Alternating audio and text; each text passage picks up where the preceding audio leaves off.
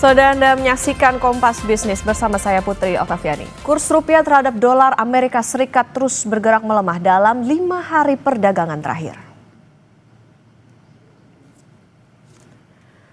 Ini adalah kurs JISDOR atau rupiah nilai tengah beli dan jual di Bank Indonesia. Kemarin tutup di 16.752 per dolar, melemah drastis dari sehari sebelumnya yang masih 16.600-an. Kami beri catatan saudara, membaca rupiah ini berbeda dengan membaca grafik pada umumnya. Rupiah semakin ke atas grafiknya artinya semakin melemah terhadap dolar Amerika Serikat. Bank Indonesia langsung merespon pelemahan rupiah yang makin berlarut dalam sepekan terakhir. Pagi ini saudara, Jumat 26 September, Gubernur Bank Indonesia Peri Warjio langsung memberikan pernyataan. Pernyataan pertama, Bank Indonesia menggunakan seluruh instrumen yang ada secara bold, baik di pasar domestik melalui instrumen spot, di NDF, dan pembelian SBN di pasar sekunder maupun di pasar luar negeri di Asia, Eropa, dan Amerika secara terus-menerus melalui intervensi NDF. Pernyataan Gubernur BI Peri Warjio kedua adalah Bank Indonesia yakin bahwa seluruh upaya yang dilakukan dapat menstabilkan nilai tukar rupiah sesuai nilai fundamentalnya. Bank Indonesia juga mengajak seluruh pelaku pasar untuk turut bersama-sama menjaga iklim pasar keuangan yang kondusif sehingga stabilitas nilai tukar rupiah dapat tercapai dengan baik.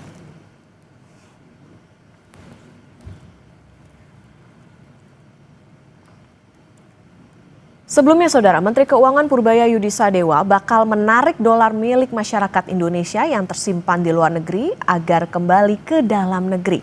Akan ada insentif yang diberikan. Nah, menarik uang dolar yang orang Indonesia suka taruh di luar balik ke sini, tapi masih belum matang, masih kita matangkan lagi. Tapi kalau saya lihat rencananya cukup bagus sekali. Jadi kemungkinan bisa dijalankan dalam waktu mungkin 1 bulan ke depan. Ini betul-betul market base. Kalau saya kan orang market.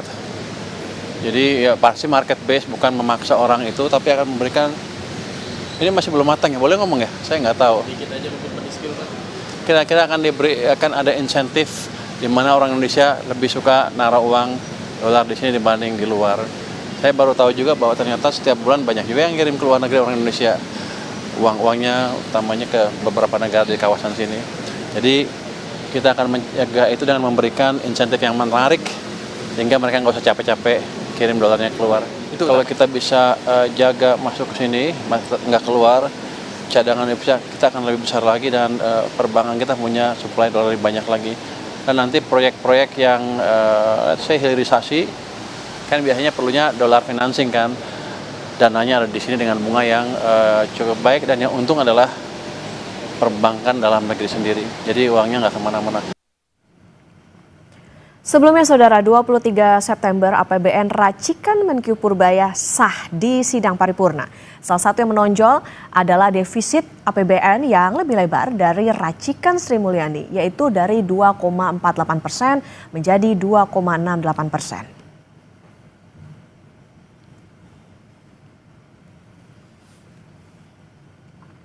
Kompas TV memperbarui data rupiah offshore atau pasar luar negeri saudara sampai pukul 7.47 waktu Indonesia Barat. Rupiah offshore di Bloomberg tembus 16.828. Kami ulangi saudara, rupiah di pasar offshore sudah tembus 16.828 per dolar Amerika Serikat. Bank Indonesia pagi ini juga langsung memberikan statement. Ada apa sebetulnya dengan rupiah yang tidak bertenaga? Kompas Bisnis akan tanya ke Guru Besar Fakultas Ekonomi dan Bisnis FEB Universitas Indonesia, Profesor Telisa Aulia Valianti. Selamat pagi Prof. Telisa. Selamat pagi Mbak Okta dan pemirsa Kompas TV. Prof. Telisa, ini pagi hari ini Bank Indonesia memberikan pernyataan merespon rupiah yang melemah. Sudah tepatkah respon Bank Indonesia ini atau justru menunjukkan situasi kepanikan?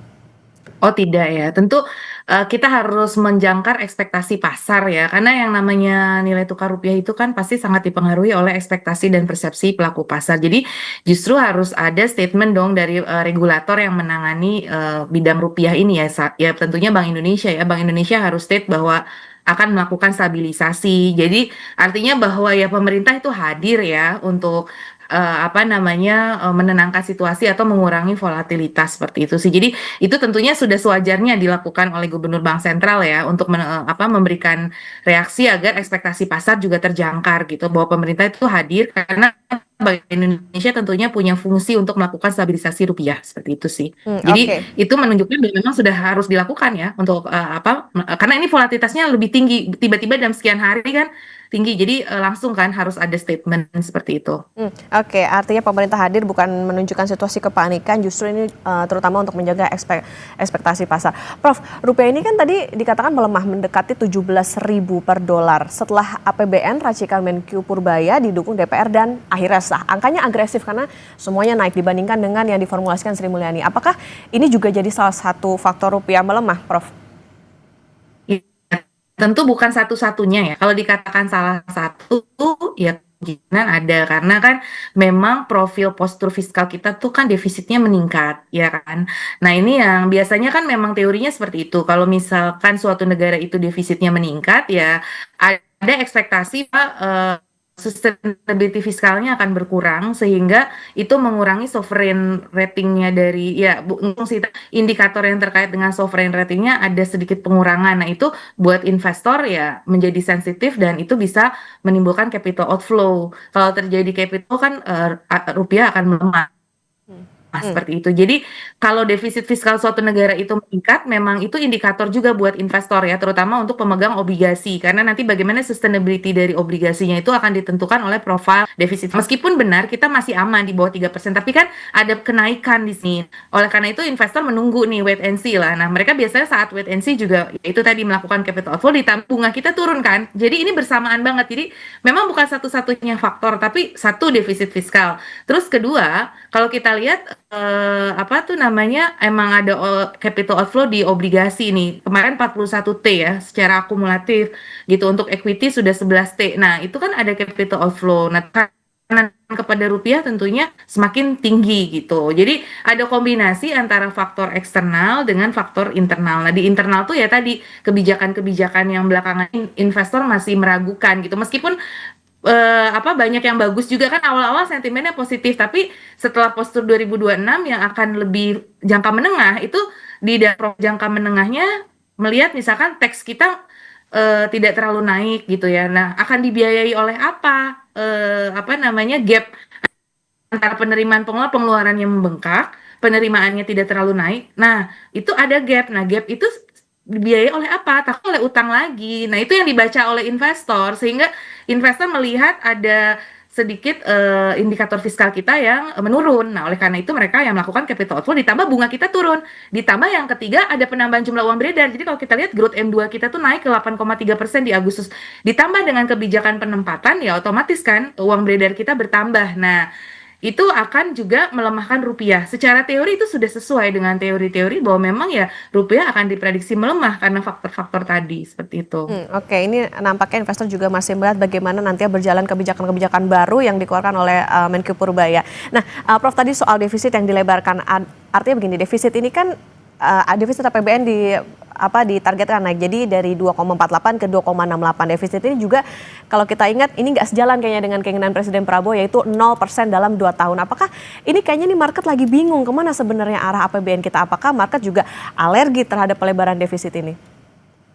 Sebetulnya pelebaran defisit yang manageable, yang kemudian itu bisa menjanjikan promising kepada narasi growth story, karena investor juga suka dengan growth story ya sebenarnya, tetapi harus balance dengan narasi sustainability-nya begitu. Jadi betul ada kebingungan tadi ya, di satu sisi ingin 0%, di satu sisi defisit melebar. Nah ini juga yang ada kebingungan konsistensi dari kebijakan. Jadi mungkin komunikasi kebijakan sinerginya itu perlu lebih ditingkatkan lagi ya gitu. Karena memang ini kan kita lagi euforia nih, lagi istilahnya kan dengan inovasi baru yang dilakukan Pak Menteri ini kan market tuh jadi exciting juga. Awalnya tuh sangat mengharapkan ada hal-hal yang membuat market itu menjadi fresh gitu. Kemudian ada, karena beliau orang market ya, menciptakan sentimen-sentimen positif yang sudah lama agak slow gitu kan. Jadi itu yang diharapkan. Nah, tapi on the other hand ada narasi-narasi kebijakan yang kemudian itu masih pusing gitu ya, apa bukan masih narasi-narasi kebijakan yang masih belum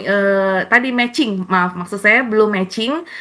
Belum matchingnya itu adalah itu tadi antara pengen 0% tapi kemudian defisit melebar. Nah, sebetulnya defisit yang melebar selama kita masih bisa manageable, tidak mempengaruhi ke sustainability fiskal. Nah, yang dikhawatirkan itu kan bunga utang kita sudah 800T nih, nanti 2026 jatuh temponya. Nah, itu financingnya dari mana gitu loh. Terus kalau pajak tidak ditingkatkan. Nah, sedangkan kemarin ada juga narasi tidak melalui tax amnesty, tidak akan ada tax amnesty. Jadi mungkin ada kebingungan dari investor di mana mendanainya gitu. Di satu sisi pengeluaran meningkat, terus tapi tidak melakukan tax amnesty. Jadi kita apa kebijakan pajaknya apa? Jadi belum seimbang, jadi belum matching dengan di sisi penerimaannya seperti itu. Jadi bagaimana sustainability fiskal ke depan itu yang masih dipertanyakan oleh investor sekali lagi karena kalau namanya investor tuh selalu melihat probability of default ya. Probability of default itu ya ditentukan oleh sustainability fiskal salah satunya dengan narasi kita longgar di sisi kebijakan moneter. Nah, seberapa kita bisa menjaga disiplin kebijakan moneter itu juga menjadi concern gitu loh. Dengan sekarang banyaknya kebijakan yang cenderung quote unquote fiskal dominate moneter itu ya jadi menimbulkan kekhawatiran buat para investor sehingga narasi kebijakannya ini yang mungkin perlu diperbaiki karena begitu banyak ya ini sekarang kita banyak sekali istilah-istilah terus masyarakat juga jadi teredukasi sih ini ada istilah-istilah burden sharing, ada istilah moneter, ada istilah penempatan dana dan seterusnya. Jadi ini juga ya euforia positif, tapi on the other hand memang harus di-manage juga dari sisi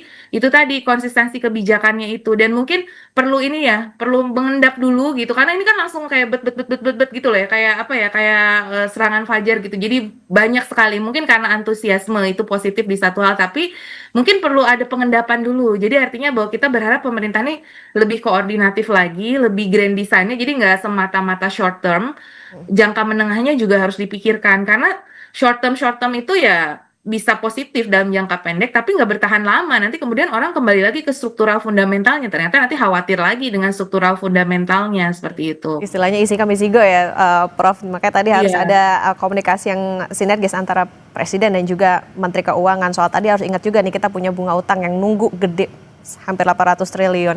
Oke, Prof. Yang menarik kan nggak cuma APBN, Menko Purbaya juga bilang ini bakalan menarik dolar warga Indonesia yang ada di luar negeri dengan kasih insentif. Keinginan Menko Purbaya ini bagus atau enggak dalam konteks rupiah? Oh iya bagus tentunya ya itu memang sebetulnya bagaimana meningkatkan devisa di Indonesia itu memang sudah jadi PR kita yang memang sedang dijalankan dengan kebijakan DHE. Sebetulnya kan sudah ada, pemerintah sudah nyiapkan revisi dari PPDHE di awal di 2023 itu kan sudah direvisi di awal kepemimpinan Pak Prabowo kan memang sudah ada DHE-nya jadi 6 bulan, kemudian tadinya 30% jadi 100% kayak gitu kan. Jadi untuk bidang sumber daya alam itu sudah ada itu upaya-upaya untuk menarik devisa. Kemudian dari sisi Bank Indonesia sudah menyiapkan instrumen-instrumen falas begitu kan. Memang itu sudah kita ini kan cuma sekarang dimunculkan lagi narasi itu untuk devisa karena ya itu tadi mungkin ya mumpung Menteri Keuangannya baru gitu kan ada program-program baru di reminding kembali sebetulnya. Jadi apa nih inovasinya kalau dari Kementerian Keuangan baru ini untuk inovasi untuk menarik devisa lebih lagi gitu loh. Sudah tapi kemudian lebih lagi. Nah, beliau sendiri menyampaikan saya akan menggunakan instrumen pasar pro market gitu loh karena beliau orang market kan backgroundnya jadi setuju bahwa butuh insentif kan jadi jangan dipaksa kan DHE itu seperti gini devisa ekspor itu kan oke, Anda taruh uang dolar di kita kita parkir di kita tapi kita memberikan insentif gitu kan nah tapi harus melalui market base gitu nah kemarin kan yang diluncurkan suku bunga falas untuk BUMN, simpanan falas BUMN itu naik dari 2 sampai 4. Nah, apakah itu pro market pertanyaannya? Karena itu khusus BUMN saja gitu loh. Dan itu harus dipertimbangkan dulu. Jadi kalau menurut saya sih harusnya butuh pengkajian dulu gitu. Beliau tentu sangat prominent di bidangnya tapi tetap perlu kajian dulu supaya ini benar-benar pro market. Karena ini kalau beneran pro market kan market harusnya nggak react negatif gitu loh. Nah, karena ini khusus untuk BUMN. Nah, bagaimana dengan bank swasta dan lain sebagainya? Jadi itu menurut saya tidak terlalu pro market juga gitu loh. Jadi definisi pro marketnya dalam implementasi kebijakannya harus betul-betul dirumuskan dulu. Jadi jangan langsung, maksudnya apa ya? Memang butuh cepat, tapi kan antara kecepatan dengan ketepatan itu juga harus kita Nah, jaga begitu Prof, kan. yang tarik dolar itu kan targetnya implementasinya dalam 1 bulan, ini terlalu jedar-jedor nggak nih kira-kira? Iya, bisa dikatakan demikian. Makanya perlu pendalaman karena biasa kalau launching suatu kebijakan, pengalaman kami di kebijakan itu tentunya eh, biasanya ya butuh pengkajian dulu nih. Kita mau meluncurkan kayak waktu kebijakan DHE ya, sepengetahuan kami, waktu kebijakan DHE itu ada kajian akademiknya dulu gitu. Oh, ini kita mau kebijakan DHE ini seperti apa? Kita bicara dengan para pelaku untuk dapat masukan-masukan, bicara dengan akademisi, bicara dengan expert-expert dari dalam dan luar negeri. Kebijakan ini gimana? Kita FGD dulu. Biasanya seperti itu sih. Nah, saya nggak tahu kalau di yang sekarang kan mungkin butuh kecepatan. Tapi tadi sekali lagi kecepatan versus ketepatan itu ya harus diperhatikan ya. Sehingga reaksi pasar kan jadi seperti ini. Jadi ya mungkin perlu jadi masukan lah. Jadi kami juga pikir tentu dari sisi pemerintah kan terbuka terhadap masukan-masukan ya. Jadi masukannya ya harus dikaji lebih dalam lagi apakah kebijakan dari langsung 2 ke 4 itu adalah betul-betul pro market gitu. Kita betul mencari kebijakan pro market seperti wali amanah ya. Misalkan kita orang-orang eksportir itu kenapa naruh uangnya atau orang-orang Indonesia pengusaha kita masih banyak naruh dolar di luar negeri? Karena kan di luar negeri itu hub ya. Mereka fasilitas yang diberikan sudah sangat super banget memenuhi kebutuhan-kebutuhan dari para eksportir dan importir seperti LC dan sebagainya tied dengan LC. Nah, itu bagaimana network dengan negara lain. Terus kemudian juga keamanan hukum itu juga selalu menjadi pegangan karena orang mau naruh dolar di negara yang bisa dipercaya dari sisi keamanan dan kepastian hukumnya. Itu juga harus kita perbaiki. Terus wali amanatnya terpercaya atau tidak, trustinya. Nah, kita siapkan trustee yang memang Indonesia itu bisa dipercaya. Berbagai World Management Office ya, World Management Office kemarin ada edukasi-edukasi juga tentang World Management Office itu memang banyak di luar gitu. Nah, kita harusnya mampu. Dulu kan Pak Luhut juga sempat menyampaikan pengen bikin Family Office, World Management Office di Indonesia supaya orang parkir duit di sini. Nah, itu kan kita siapkan gitu loh. Jadi nggak bisa kayak langsung apa ya tadi jedor itu tadi gitu loh. Butuh apa planning. Perlu Kita udah kajian. bikin dulu nih settlementnya. BI kan waktu itu sudah bikin tuh settlement clearing Ya. waktu era Pak Jokowi itu ada launching. Nah, itu kan juga bagus settlement clearingnya gitu. Untuk itu sudah bagus, sudah ada. Jadi itu memfasilitasi agar ada kemudahan-kemudahan transaksi dari dolar ini kita siapkan infrastrukturnya. Jadi nggak bisa hanya main suku bunga, tapi suku bunga yang dipaksakan gitu ya. Jadi itu mungkin sudah benar, tapi supaya tidak mendistorsi pasar, desain suku bunganya itu seperti apa mungkin perlu dibahas juga supaya tidak mendistorsi pasar seperti itu Oke, sih. Prof, termasuk juga naikin bunga deposito falas dari 2% ke 4%, ini kira-kira bakal ngerusak pasar dan persaingan bisnis yang sehat nggak sih antara bank Himbara misalnya dengan swasta? Iya dong, karena kan itu hanya berlaku untuk BUMN saja. Terus bagaimana dengan bank swasta? Ini kan jadi crowding out, takutnya crowding out buat bank swasta jadi kesulitan likuiditas falas ya. Jadi ya makanya ini nggak pro market bener-bener sih kalau kalau hanya untuk bank BUMN seperti itu. Makanya bagaimana dengan bank swasta? Jadi makanya perlu dibicarakan terlebih dahulu lah bagaimana desain yang tepatnya perlu ngobrol selain sama Himbara ya tentu sama pelaku-pelaku dari asosiasi bank-bank swasta ini juga harus diajak bicara seperti itu. Jadi tadi apa reaksinya itu juga harus dilihat ya Ya. gitu ke pasarnya seperti Oke, itu. oke, baik Prof Teresa, nanti kita lanjutkan kembali dan saudara tetap bersama kami di Kompas Bisnis.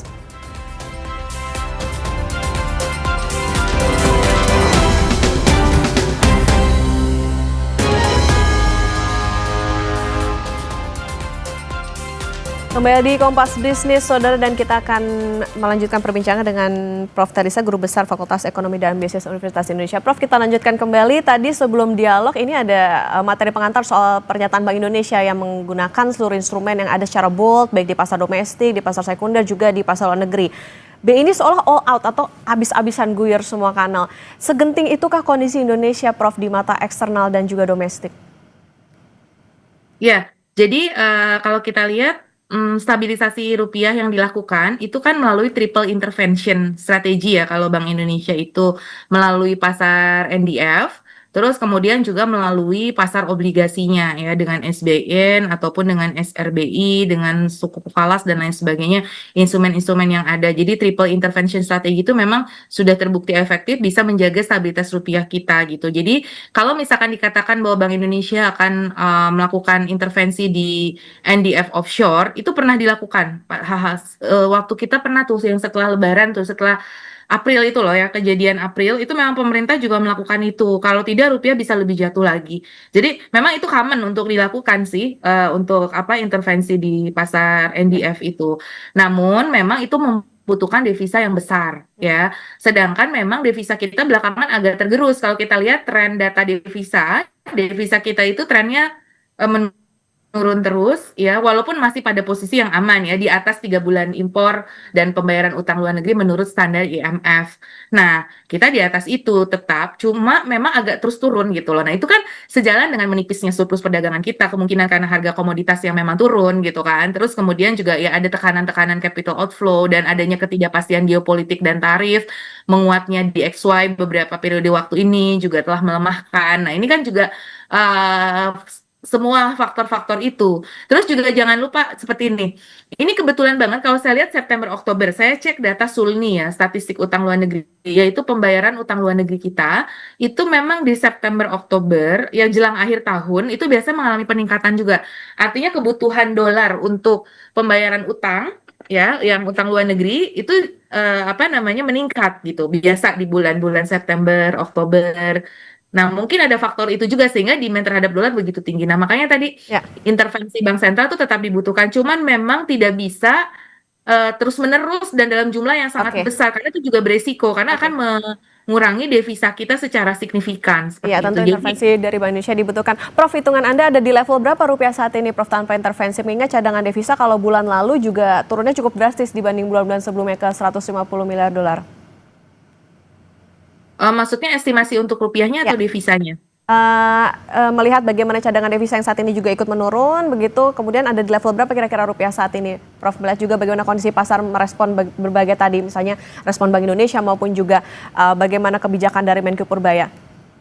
Ya, jadi kan sebetulnya yang sudah ada di pasar sekarang kan 16,8 ya. Nah, biasanya ada intervensi untuk mengembalikan itu misalkan ke level 16,5 gitu ya. Jadi biasanya mengurangi volatilitasnya tuh untuk kembali ke posisi sebelumnya sebelum ada guncangan-guncangan itu. Nah, kan sebelum ada guncangan bahkan waktu kita lagi bagus-bagusnya kemarin agak lama ya di level 16.200, 16.100 tuh kita agak lama tuh. Saya juga cukup apa ya, cukup senang lah ya ngelihat artinya rupiah kita nggak terlalu drop banget nih di tengah guncangan geopolitik nih kita bisa bertahan di 1600. Namun ada guncangan-guncangan ini yang terus itu dalam beberapa hari biasanya memang itu namanya ada semacam exchange rate overshooting ya akan ada overshoot tapi nanti biasanya nanti akan ada normalisasi ya setelah overshoot itu teorinya kalau misalkan nanti ada rebalancing dalam kebijakan-kebijakan.